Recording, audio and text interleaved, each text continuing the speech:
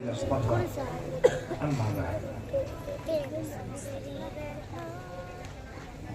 नबी सल्लल्लाहु अलैहि वसल्लम अल मुस्लिम अखुल मुस्लिम ला यज़लिमुहु व ला युस्लिमुहु औ कमा क़ाल अलैहि सल्लतु वस्सलाम।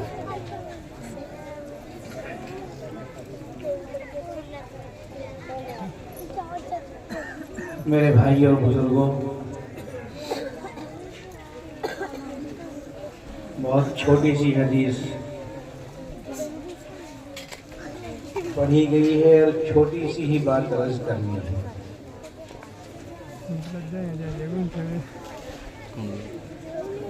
इस दुनिया में इस वक्त मुसलमानों के दरमियान जो फसादात हैं, झगड़े हैं, मुकदमेबाजियाँ हैं, जिनमें मुसलमानों का बेहिसाब रुपया पैसा खर्च हो रहा है, उसकी वजह ये है कि जो लोग किसी भी एतबार से ताकतवर होते हैं,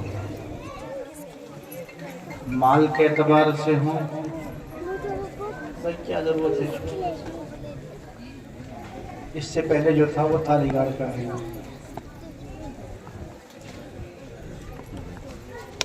जो ताकतवर लोग हैं,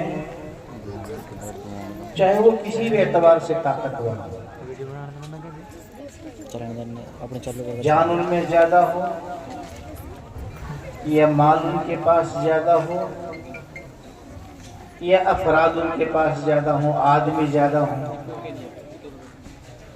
वो कमजोरों पर जुल्म करते हैं।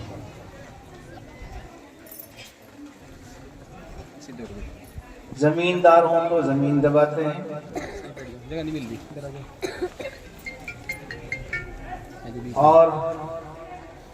और किसी पेशे में हों तो दूसरों को परेशान करते हैं, कमजोर लोगों को सताते हैं, उनके हुकूक दबाते हैं, हुकूक गस्ब करते हैं। अगर हर आदमी अपने अपने हक पर रहे, कोई किसी पर ज्यादती न करे, कोई किसी पर जुल्म न करे, तो फिर किसी को किसी से लड़ने की जरूरत क्या है? अगर आदमी है तो फिर नहीं लड़ेगा। ये बिला वजह लड़ना, ये तो जानवरों का काम है। जानवरों की कोई जमीन नहीं होती, कोई दुकान नहीं होती, कोई मकान नहीं होता, बस एक दूसरे को देखकर चिढ़ते हैं और एक दूसरे को देखकर अगर भौंकने वाले हों तो भौंकते हैं, टक्कर मारने वाले हों तो टक्कर मारते हैं, लात मारने वाले हों तो लात मारते हैं। जो भी कुछ उनसे होता है वो करते हैं। उनकी कोई जमीन नहीं बढ़ती। ये जुल्म और ज़्यादती जब होती है तो फिर लड़ाइयाँ होती हैं, मुकदमेबाजियाँ होती हैं। कुछ हक पर होते हैं, कुछ नाहक पर होते हैं। जो हक पर होते हैं वो भी आहिस्ता आहिस्ता नाहक पर आ जाते हैं। वो समझते हैं कि अगर मैं हक पर रहूंगा तो मुझे इंसाफ नहीं मिलेगा।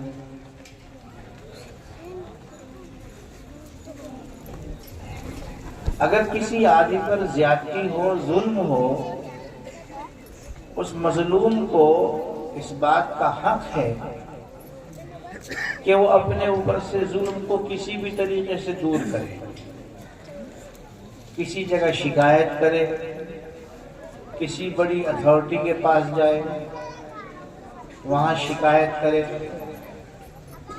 अपनी बात रखे, इसमें कुछ हर्ज की बात नहीं। ला युहिब्बुल्लाहुल जहरा बिस्सूई इल्ला मन ज़ुलिम। जिस पर जुल्म ज़्यादती हो उसको गुंजाइश है कि वो कुछ बोले, शिकायत करे, अपनी बात रखे। मगर हमारे इस मुल्क में मैडम खड़ी हो जा, जायज बात रखने वाले को चूंकि इंसाफ नहीं मिलता, तेरा काम हुआ है, करो जा। इसलिए इंसाफ लेने के लिए भी नाजायज करना पड़ता है।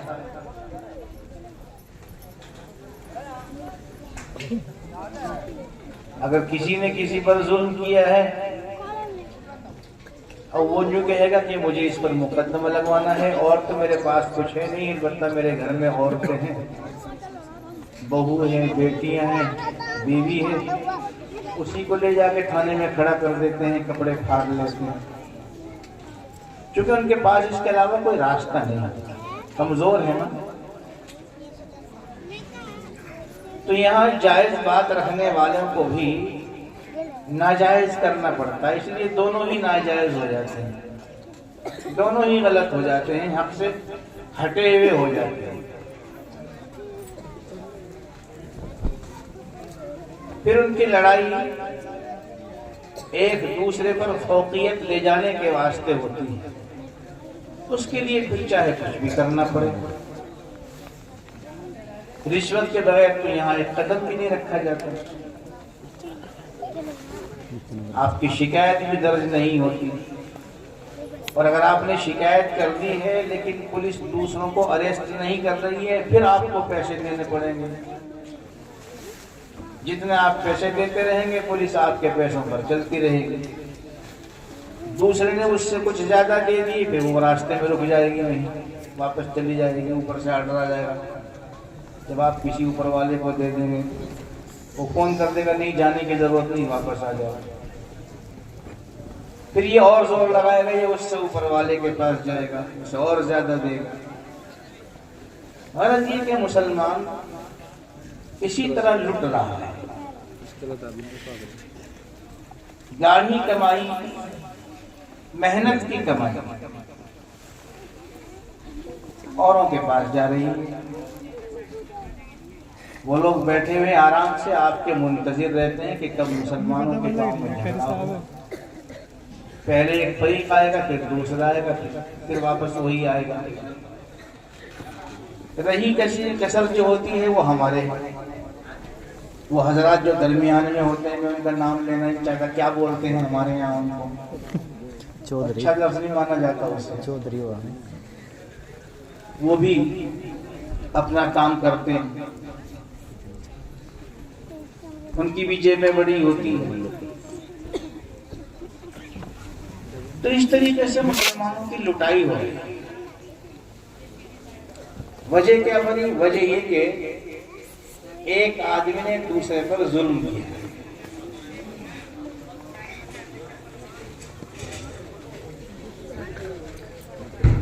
मेरे भाई और बुजुर्गों, जुल्म तो किसी पर भी नहीं करना चाहिए,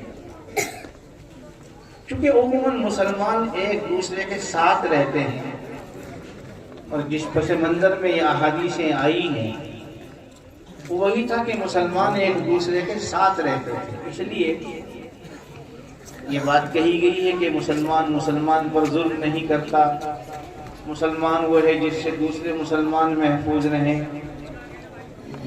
तो इसका मतलब ये नहीं कि दूसरों पर जुल्म करने की गुंजाइश या दूसरों को सताने की गुंजाइश।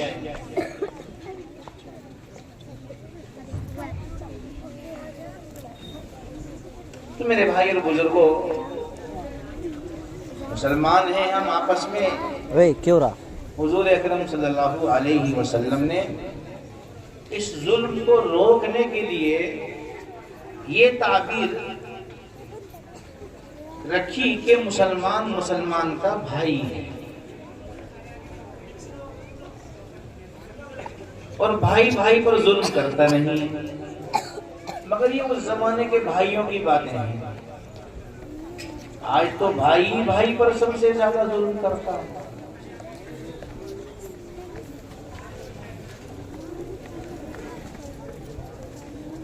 तो मेरे भाइयों, जब भाई भाई पर जुल्म करने लगे, फिर और दूसरे की तो क्या कहेंगे। एक माँ के पेट से पैदा होने वाले दो भाई, एक बाप के नुत्फे से पैदा होने वाले दो भाई, तो भी नीचे ना। बस ये है कि एक के पास बच्चे ज्यादा हैं, एक के पास बच्चे कम हैं। एक के पास बच्चे बड़े हैं, एक के पास बच्चे छोटे हैं। चप्पल काट रखे ना इंगे खोल दो। फिर तकसीम जो होगी वो उसके एतबार से होगी, जिसके पास ताकत ज्यादा है, जिसके पास लाठियां ज्यादा है। जहां वो कह देगा वहां डोर लगेगी, जौन सी वो चाहेगा वो छांट लेगा।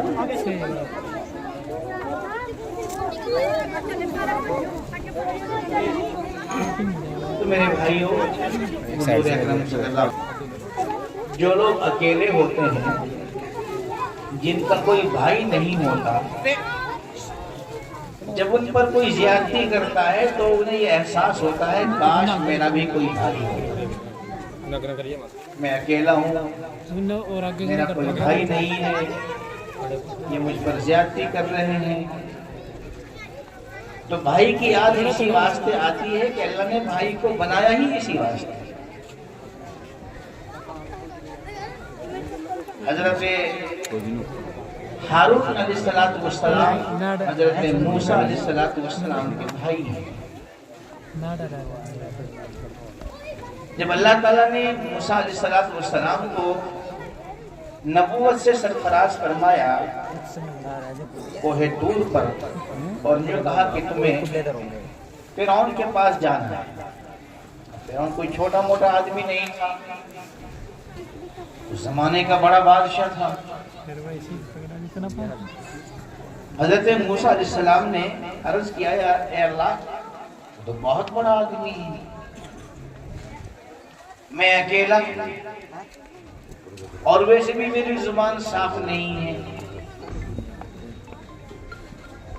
इसलिए एक दरखास्त तो मेरी ये है कि मेरी जुबान को साफ कर दे, ताकि जो गुफ्तगू मैं करूं वो सामने वाले को समझ में आए।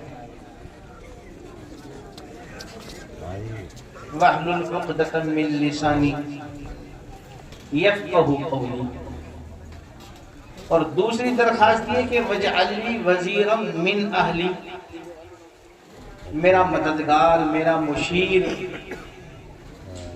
मेरे घर वालों में से किसी को बना दे। मेरे भाई हारून है, जिससे मेरी ताकत बढ़ जाएगी।